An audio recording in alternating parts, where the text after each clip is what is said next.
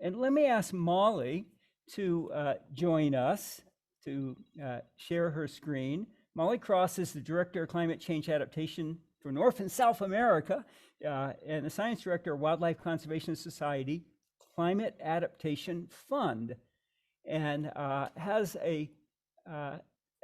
put together an effort to know, are we making progress in adaptation? And how would we know that we're making progress? Take it away, Molly.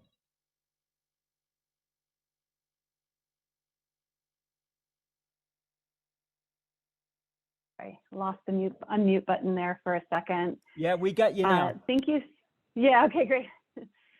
Thanks, Bill, for that introduction. And thank you so much for the invitation to present here today. It is both an honor to be helping to kick off the Climate Solutions Days for the North Central CASC, and an honor to get to speak alongside my co-panelists. I've been, as Mike mentioned, our paths have been crossing for many years now on this topic, and in some ways, you're right, Mike, that we're in some ways preaching to the choir, but I think it's always important to hear from each other and to get inspiration from each other on what is sometimes a challenging topic and challenging issue. And so I also want to echo Nicole and Bill's comments. It's just really great to be here. It's exciting to be here. Certainly wish we were all together in person, but again, this is definitely a second best, and really great to hear from everybody today. So what I wanted to do in my presentation is share a little bit of my 2 cents on what I see as being some key areas for the future of climate adaptation science, planning, and action in the North Central region. And my work, or I guess my perspectives on this topic, come from the work I've been doing with the Wildlife Conservation Society. I've been working at WCS for 15 years on climate adaptation that whole time. And as Bill mentioned, I now do work on climate adaptation planning, as well as training others on how to do climate-informed conservation planning across both North and South America. Most of my work has been in North America, a lot of it here in the Rockies, Northern Rockies region, but I have had some opportunities to work with colleagues in South America in recent years. And so it's just helped, I think, give me kind of a pretty broad perspective on climate adaptation and what it can look like and feel like in a lot of different kinds of geographies. My comments today also stem from the work that I've had the opportunity to do as the science director for the WCS Climate Adaptation Fund, which is a collaboration between WCS and the Doris Duke Charitable Foundation. For a little over a decade, we've been funding on-the-ground conservation projects that are designed to help wildlife and ecosystems adapt to a changing climate. And so since 2011, we've invested over $24 million in over 120 adaptation projects. The map on the right shows our projects just through 2019, but you can see that those projects span a wide range of geographies, a number of states, including some island states and territories, and including a number of projects taking place here in the North Central region. But I also hope that my exposure to such a wide range of who's doing what on adaptation across this country helps me bring some new and innovative ideas to this region and my work in this region as well.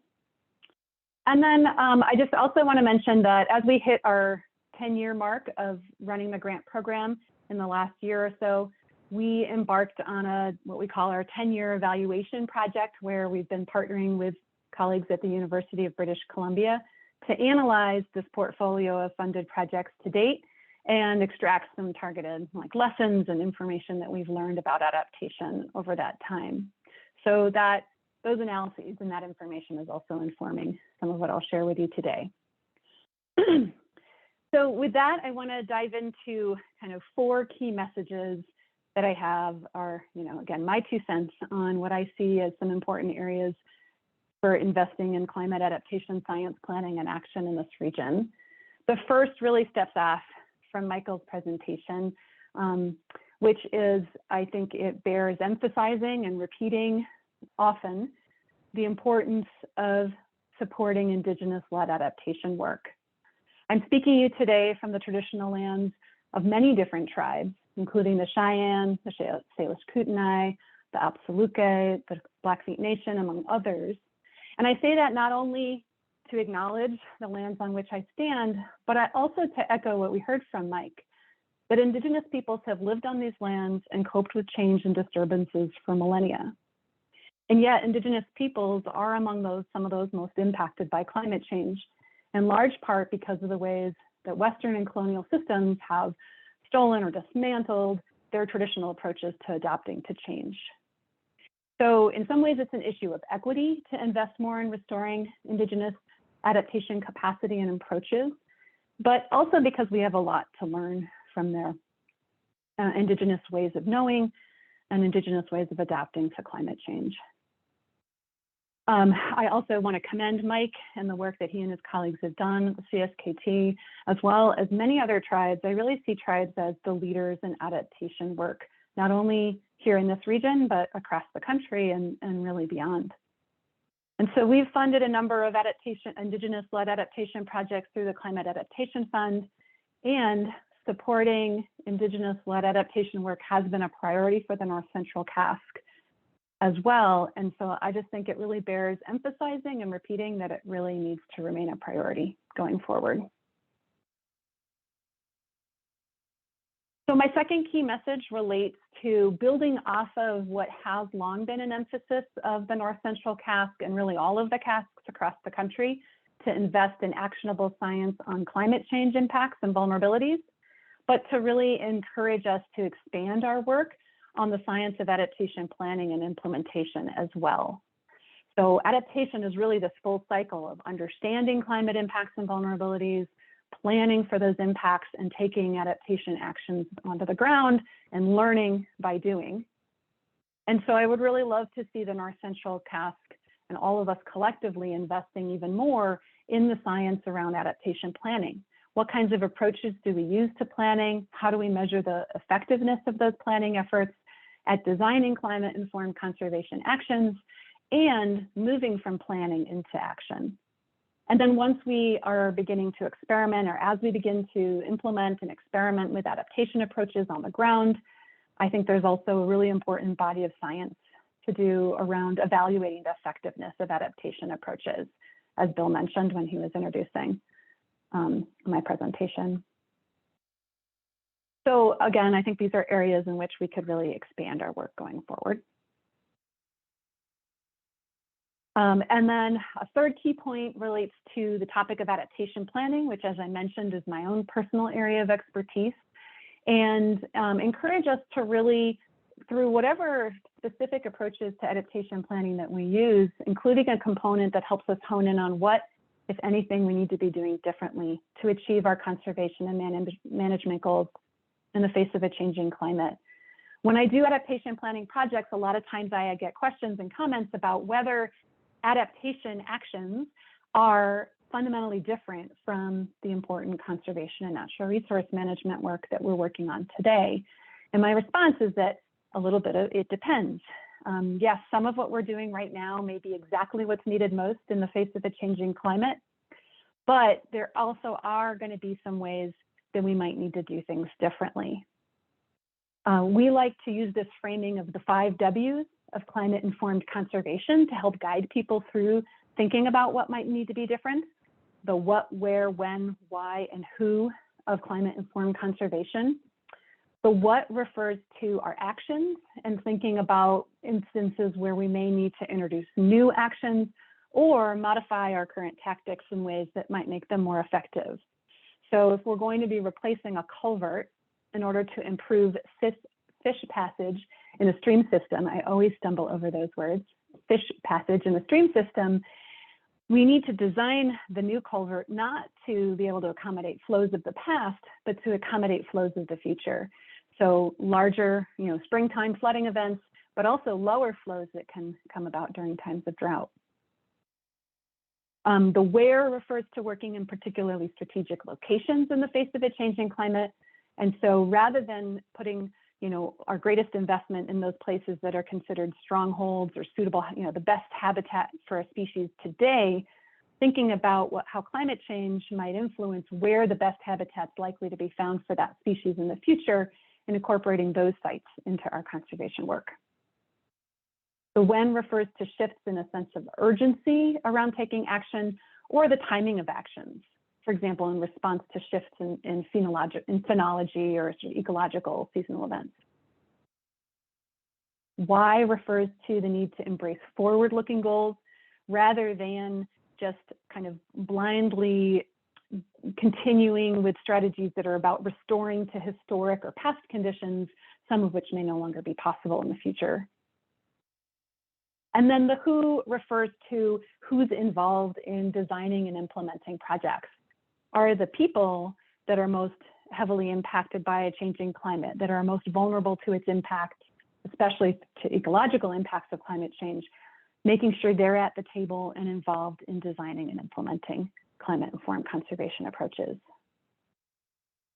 So we like to bring this 5 Ws framing into our adaptation planning work, and I think it can have a place in a lot of adaptation planning efforts, whether you're using scenario planning or other specific techniques for planning. And so that brings me to my fourth and final key message around this concept of embracing ecological transformation. You'll hear the concept and theme of ecological transformations driven by climate change throughout many of the sessions presented this week at Climate Solutions Days. And so I want to talk just real briefly about how we are beginning to see practitioners embrace transformational change in their work. But I would argue we still have a lot more ways to go in terms of more broadly experimenting with transformation-focused adaptation approaches. So one of the ways we've been looking at this topic is through that analysis of our portfolio of funded projects that I mentioned earlier. And so we've taken all the projects we funded between 2011 and 2019, and we assigned them a score on the scale from resistance to transformation. So resistance projects are ones that are more likely trying to prevent climate changes or prevent its impacts from having a negative effect. Resilience-based strategies are somewhere in the middle, where they're trying to improve the capacity of the system to recover to a previous or desired state after some climate-related disturbance. And then transformation approaches are at the farther end of that spectrum of either actively allowing or in some cases actively directing or shaping those transformational changes. The little sort of image you see here on the slide for transformation comes from a project led by the Nature Conservancy in Minnesota in their North Woods, or sort of more cold adapted tree species. They're changing up their planting mix. And instead of planting those tree species that have dominated those forests in the past, they're bringing in more of the species that climate models project will thrive in those areas in the future, and actively shaping changes in that forest composition. So when we looked at our portfolio of funded projects and looked at how they kind of aligned along this resistance to transformation scale and how that alignment has changed through time, we see evidence of greater investment and greater, I guess, implementation of transformation-focused approaches over time. So this graphic is looking at, for any given band of years of funding, the percentage of projects that fit into those different categories from resistance to transformation. The top bar are the earliest years of grant giving in our program, and then the bottom bar represents more recent years. And so you can see an increase in these greens and brighter and darker green colors, which are representative of projects that are more on that transformation end of the spectrum. So we can see that over time, we're seeing more practitioners proposing to us transformation-focused approaches, suggesting that as we talk about these concepts, more in theory and in principle, we are starting to see them expressed in practice. But I would argue they're still relatively rare compared to more resistance or resilience-based approaches, and that we really could benefit from greater experimentation and learning from these transformation-focused approaches. So with that, I'll just kind of leave you with these 4 key messages, Molly's 2 cents or 4 cents, I guess, on climate adaptation and science planning and action here in the region. And I will turn it over, say thank you all for your time, and turn it back to the organizers, see if there's at least a few minutes for some questions for all of the panelists. Yeah, thanks so much. Thanks a lot, Molly.